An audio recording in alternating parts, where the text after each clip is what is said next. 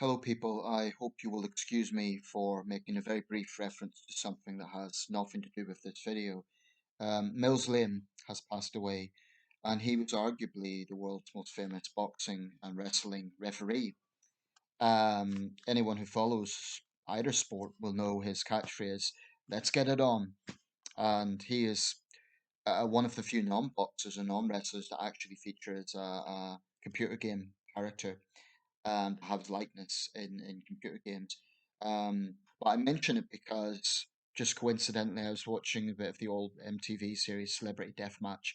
It was a bit of a silly thing where they had basically Play-Doh or plasticine um, sculptures of celebrities, and yeah, they would beat the hell out of each other in very cartoonish ways. But anyway, Mills made an appearance in that, and coincidentally, I looked him up just so I was curious what age he was, and it said passed away December 6th, 2022. So that was a coincidence. Sometimes that happens. So rest in peace, Mills Lane. He certainly made his name in both sports. He famously refereed the bike fight between Evander Holyfield and Mike Tyson in 1997. So he certainly was a dominant third man in the ring. 1 minute, 30 seconds in, I don't think that was too dominant. I want to talk about the Sussexes. You know, the anonymous couple that really want to keep in the shadows. Now, there's been a lot of coverage of this latest Netflix documentary they've come out with. Apparently, it's 6 hours long. Now, what I'm going to be quoting here is obviously a biased source in the sense that they've had a rocky relationship with this couple, as have a lot of British tabloids. And I want to make a few disclaimers. By no means that I agree with every editorial decision that the Daily Mail, that's the paper I'm going to be quoting, comes out with. I wouldn't call myself a huge fan of this paper. Um, the other thing is, I do not say that every single thing that Harry and Meghan say is false. But I do think a lot of it is exaggerated, and I think there is a lot of people in this country who are wholly fed up with them. Um, the third thing I want to just raise as a preface before getting into this is that anything to do with the paparazzi, anything, um, for the record, I think the paparazzi are absolutely low. I won't get into colourful language, but I think they're contemptible. I think they're stalkers. And I think that any editor who uses paparazzi photos is part of the problem. So, regardless of the antics of Harry and Meghan, as a general rule, I think the paparazzi are despicable. They're not photographers, they're not journalists, they're stalkers. And they're very, yeah, they are what they are. But that having been said, I think that there's a lot of problems with this documentary, and it's just consistent with the behavior of this couple. This is the headline from December 6th, which was yesterday.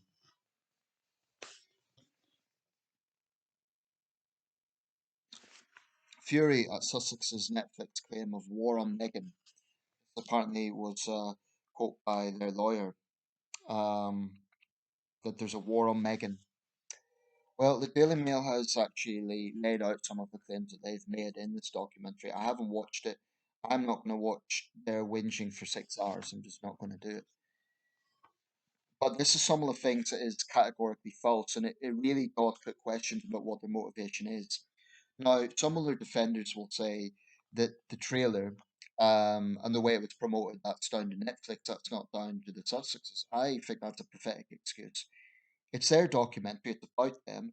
They will definitely have a big say on how it's marketed. So I don't buy that for a second, that, oh, it's beyond their control.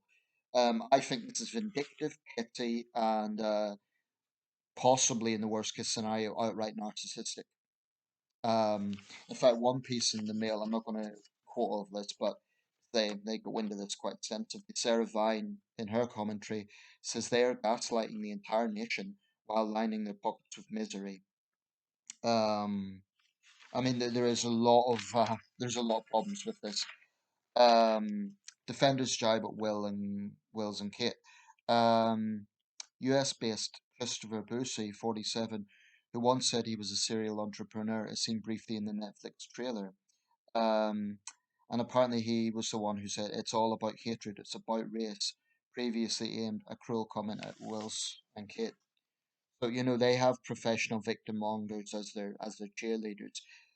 Coincidentally, in Ngozi Fulani, who needs no introduction now, she's that woman, the head of the charity, domestic violence charity that's in the middle of the other royal storm at the moment. She's a big supporter of Meghan Markle, so no big surprise there. And she said, without evidence, that Meghan Markle is a victim of domestic violence, which actually, when you think about it, would most likely be an attack on Harry, ironically. Um, like I said, it's quite extensive coverage of this. No doubt, there will be American papers that are taking a totally different angle because the American left has totally lapped up these two. At least a good chunk of them have, in the most utterly biased way, because their attacks are not just on the royal family, it's on this country. But anyway, I'm going to raise some of the issues that the Daily Mail has brought up, and assuming this is accurate, it really casts their motivations in a cynical light. Um, so what they're doing is showing some aspects of the documentary and what the actual truth is, what the actual context was. Context is everything. Sneaky lens. I'm going to try and hold this up as best I can. Sneaky lens. So that's this one. You can see here Harry and Meghan walking where it looks like an intrusive paparazzi type shot from above, right? That's what it looks like. Sneaky lens that was approved what it appears to show a paparazzo taking intrusive shots from above of Harry and Meghan as they take a stroll with their then baby Archie. The reality, the picture was taken during Harry and Meghan's tour of South Africa in 2019 as the couple prepared to take Archie to meet Archbishop Desmond Tutu, the late Archbishop. It was shot by a pool photographer, one of an accredited group of appointed to cover the tour, meaning their position was pre-agreed with royal staff. And of course, that was a very hyped tour. Harry and Meghan themselves really went out of their way to promote that. So this was not some paparazzi just hanging over a balcony trying to, get a zoom up. This was an accredited photographer. People could say what they want about the angle, but that is misleading to suggest this person was a paparazzo when he or she isn't. Media scrum for Trump's crooked lawyer. So here's another picture. Again, showing a group of photographers, and this is the context. What appears to show a crush of photographers aggressively competing for shots of the Duke and Duchess of Sussex and scenes reminiscent of the paparazzi's hounding of Princess Diana, because Harry has never missed an opportunity to bring up his mother's memory in this context. The reality, the scene unfolded thousands of miles away. It depicts photographers waiting to capture the moment in May 2019 when Donald Trump's disgraced ex-lawyer Michael Cohen began his jail term in a New York prison for lying to Congress and financial misconduct. No royals inside. So it's a totally different story. It's got absolutely no connection to Harry and Meghan. And, I do not like media scrums. I do not like that behaviour in any context, even for a convicted criminal. But it's not Harry and Meghan. That's the point. And they're implying that it is. That's the lawyer, or the, yeah, Trump's lawyer. Um, not hounded, but mobbed by fans. Here's another one.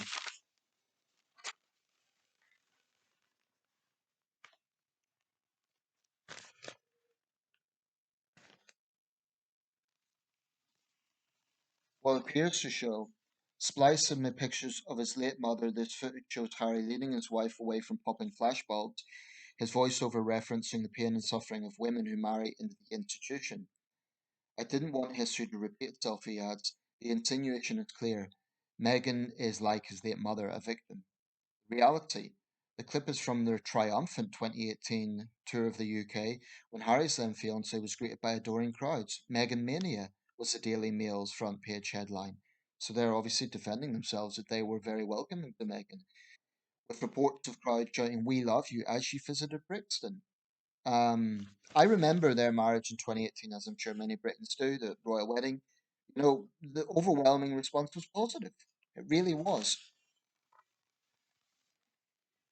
They've conveniently forgot that.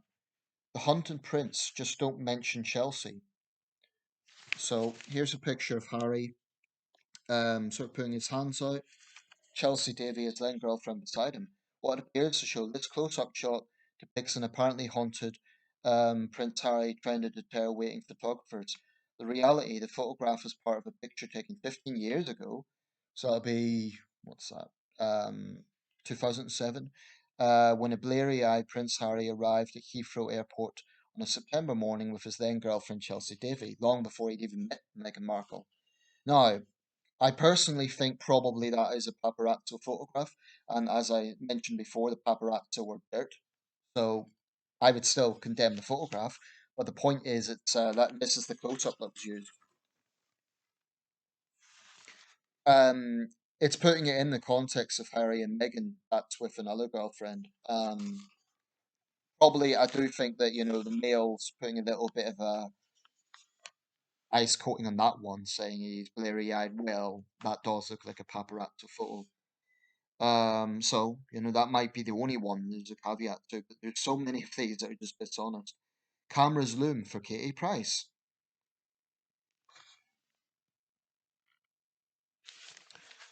What it appears to show, paparazzi circle as Harry described the breastfeeding frenzy that his wife endured.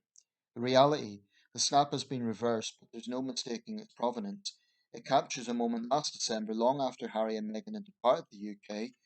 They left in January 21 or 20, I believe.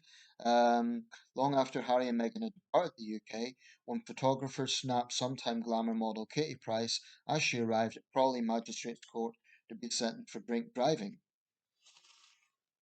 So again, nothing to do with Harry and Meghan. And with anything to do with photographers, we can look at that. We can look at whether the behavior is ethical or not. But the point is, if it's being taken out of context, if they're saying in the documentary this is a general problem that public figures face, that would be one thing. But they're making it all about them. They're not saying this is a general problem that celebrities face or public figures face. It's you know Meghan and Harry. Cold shoulder. This one is very significant because I think it is a very undermining attack on William and Catherine. Cold shoulder, but with a telling omission.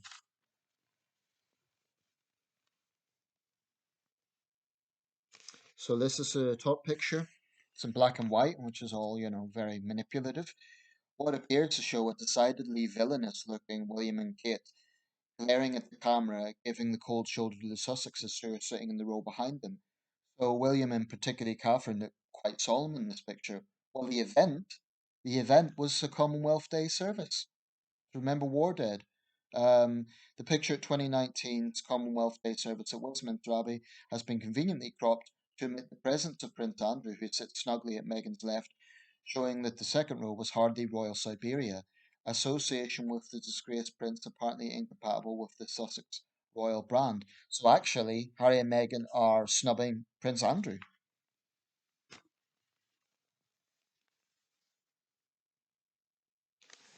Feel free to pause on any of these pictures, but I think that's significant. To deliberately crop out Andrew just it implies oh they're being kept in the very very manipulative. Annoys the press. No, it was a Potter movie. Here we go again. So again, scrum of photographers. What it appears to show, banks of jostling paparazzi putting the Duke and Duchess under siege. The reality, this photo was originally released in colour and is actually 11 years old. The paparazzi pictured, so they are paparazzi, are in fact gathered for the central London red carpet premiere of Harry Potter and the Deathly Hallows Part 2. No royals attended the event. And last one, crowding, crowding in for Kate and Will's wedding. That's the mall. It's packed, obviously. What appears to show during a fast-moving montage of moody black and white photographs, the mall in London is showing lined with thousands of people under a row of Union Jacks. It followed solemn words from Harry about the need to protect his family. The reality, in its original colour version, the photograph's joyful provenance is plain. It was taken 10 years ago and depicts the jubilant crowds gathered to celebrate the April 2012 marriage of the now Prince and Princess of Wales. That's a slight mistake, actually. It was 2011, so the Mails made a mistake there. But regardless, if that is the crowd for William and Catherine, it's just a plain lie. It's just implying it sort of reminds you of when Trump. put out false pictures of his inauguration crowd that was actually smaller than Obama's. But regardless, one of these you could say, okay, it's an editorial mistake, but it's just one thing after another. What is that about? 10 different um, miscaptioned images, misrepresented situations. Some of them even have absolutely nothing to do with Harry and Meghan. Now, that suggests to me that they're extremely manipulative. And basically, this is all a victimhood industry. I honestly think that, well, the paparazzi are what they are. If this was all about Harry and Meghan criticizing the behavior of the paparazzi, I'd be agreeing with them. I think the paparazzi are scum, quite honestly. And I think, like I say, any editor who supports them or who takes their photographs are part of the problem. I think the paparazzi should be treated like the stalkers they are. I think they should be arrested for harassment when they're, hiding behind trees and doing what they do. I don't think it's free speech. I think the paparazzi are, yeah, well, I don't think highly of them. And if Harry was simply trying to protect his family, as he says, from paparazzi, I think there'd be a lot of sympathy to that. Where I think people lose sympathy is the fact that these two really seem so vindictive. They seem to be on this constant crusade to malign the royal family and, by extension, the United Kingdom, because they're basically saying we're a racist country. Um, and it's a very sad thing because Harry did serve his country. In Afghanistan, this is a man who's wore the uniform, so people can't say he's a coward or something like that. He has served his country. Something has seriously happened to him since he met this woman, and those who say it's a sexism thing. Look at her utterly self-absorbed attitude. Recently, in her Archwell or Archetype podcast, she was saying that outspoken women are seen as difficult. Maybe it's just that people think you're full of it, Megan. They're so vindictive. When the Prince and Princess of Wales made their tour to Boston recently, which some tried to angle that it was bad that there was a whole lecture about racism apparently, but the footage I saw also got quite a warm reception. Um, Again, it seems that everything William and Catherine do, the Sussexes just try to outshine it, just for vindictiveness. I really think it is time now that the king should seriously consider stripping their titles, because this is just relentless. Since that Oprah interview, have they sort of said, okay, we said our piece, now we're going to let it rest and we'll get on with our lives? No, it's one thing after another. It's interviews, documentaries, planned books. It's just one thing after another. And I really think a lot of Britons are tired of them. Sure, there will be some on the left who say, oh, well, what they're saying vindicates it. The royal family is racist and all the other smears that they want to come up with minimal evidence. Um, every family has its problems. The British royal family is not perfect. Probably there are some things that need to modernize. I personally think Charles is a modernist monarch. He's already showing that he's taken a different approach from his mother. Elizabeth II, while she was widely revered and highly respected, she did take a different approach from her son. Charles is more, um, you know, perhaps sentimental, perhaps touch touchy in that sense. He likes to shake hands. The Queen didn't do that, so they are taking a different approach. But Charles, to me, is a 74-year-old man with a very modernist outlook. People should never forget that his Prince's Trust literally has helped millions of young people. That's no exaggeration. I watched the last series of The Crown. Actually, it was more fair to Charles than some might expect. I think royal insiders and maybe supporters of Charles might think it's a hack job. I don't think so. I think it was actually quite balanced. They don't vilify Charles at all. So I would just say that in defense of The Crown, it is more balanced than people might expect. It's not just painting out Diana to be a total victim and Charles to be the villain. It's showing both sides. That doesn't mean they're getting everything 100% accurate. It's not a documentary, but it is more balanced certainly than I expected, if I'm honest. I think The Crown's great, but I was expecting that fifth series to be a bit of a hack job on Charles, but no, it wasn't. It really wasn't. Um, but this, I mean, the Sussex is just This is a very privileged couple, incredibly privileged. They're very wealthy, they're famous. Um, they've got what they wanted. They wanted to go to the United States. They will not let this rest. So I really think at this point, if they think the royal family is so awful, so intolerant, so, you know, dastardly the way they're making them out to be, why the hell do they want to keep the titles? I think the king should just take a hard line on this and say, um, you know, let's have one last attempt, one last olive branch for peace. They should get into some sort of direct communication.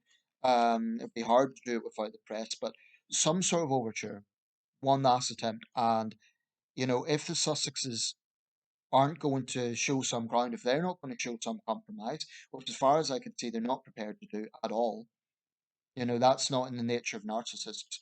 Meghan Markle thinks she's a victim. She's utterly blameless in her mind. Um, so maybe one final attempt at an olive branch, or maybe not. Maybe they've had enough chances. Many people would say they have. I think the king should strip their titles of Duke and Duchess of Sussex. Simply go by, I don't know, Prince Harry and um, Lady Markle. I don't know, but demote them. Because at this point, all they are doing is they're trying to destroy the royal family, basically. They're trying to malign the royal family, they're trying to malign this country, and a lot of people are wholly sick of it.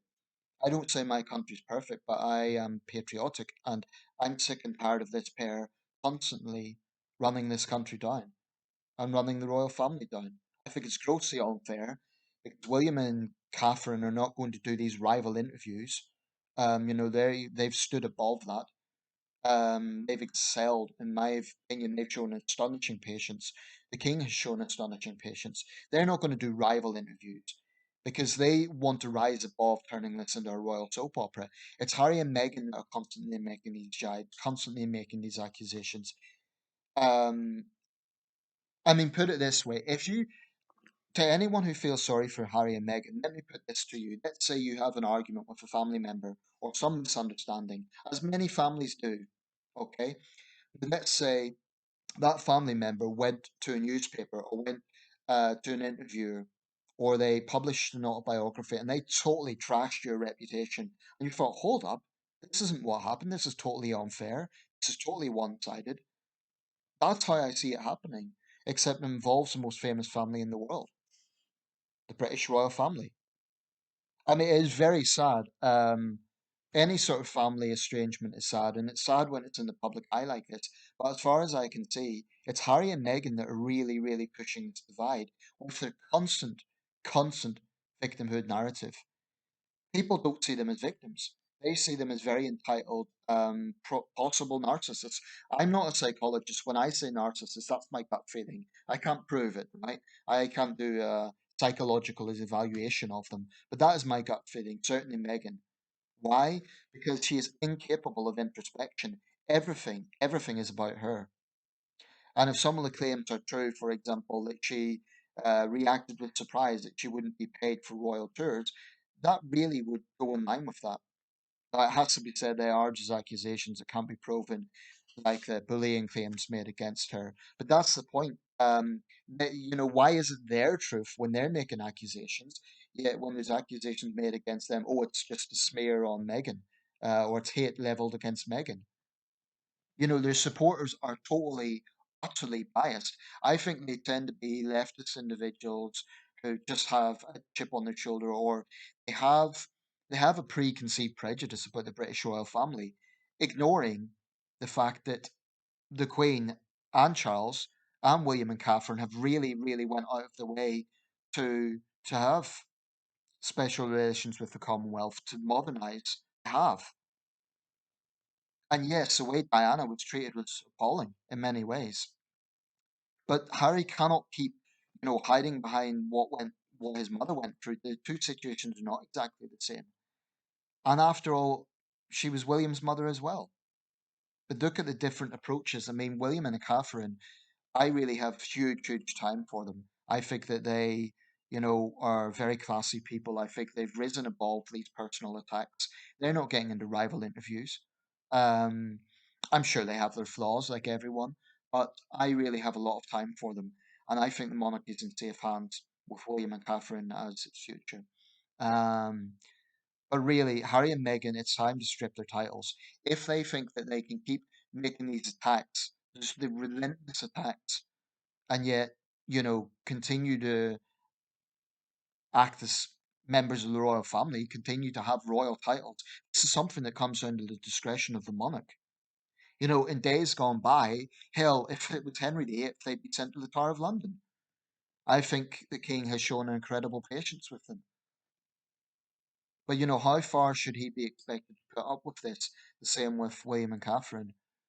How long should they have to put up with this? And he's taken a hard line against Andrew. He's even, arguably snubbed at Edward, and what's Edward's offence? So maybe, the king's being a little bit harsher on his brother, who knows? But it's not an easy thing to do. It's not easy to, take a title away from your own son. But at this point, I honestly think that Sussexes are doing a lot more harm than good. They should stop being hypocrites. They should stop hiding behind that royal title if they've such contempt for the institution. It's not a case that they're still members, active working members of the royal family, and they're trying to reform it from within. They're outsiders now. They're no longer working members of the royal family. Yet they're in this constant crusade. The real war is on the British state, on the royal family. And I think a lot of people are wholly fed up with them. That's my gut feeling. Seriously, they could do what they want with their own lives. They can promote their charities, they could do whatever. But I think they should no longer have the right to hide behind a royal title or to use that royal title, because it's at the discretion of the monarch. And I think it comes to a point now where the king should really consider sending out a message because it's this balance, he has to strike this balance of being a modern monarch. It's 2022. Clearly, the situation in the world and everything in society is different today than it was in 1952. But to how far should this compromise go? I mean, I think there is a risk that it could go too far, and we're just having our head of state basically disrespected and treated as if he's, has to pander to their wishes. I think that's wrong. Respect is a two-way street, and as far as I can see, the royal family has tried to accommodate them. During the Queen's funeral, the whole thing about Harry complained he couldn't go to the dinner because Meghan wasn't invited, or rather, they both weren't invited. Actually, it was well, maybe the concern was he had an upcoming autobiography, and members of the royal family were concerned what's he going to say in it. Is he going to just distort the situation even further at this most sensitive of times? I'm not saying that the royal family's always got it right. It may well be that mistakes have been made. But this constant vindictive smear campaign, which is basically what it is, um, it's disgraceful. I mean, these two need to get over themselves. And yeah, I think it's time to strip their titles. Let me know your thoughts.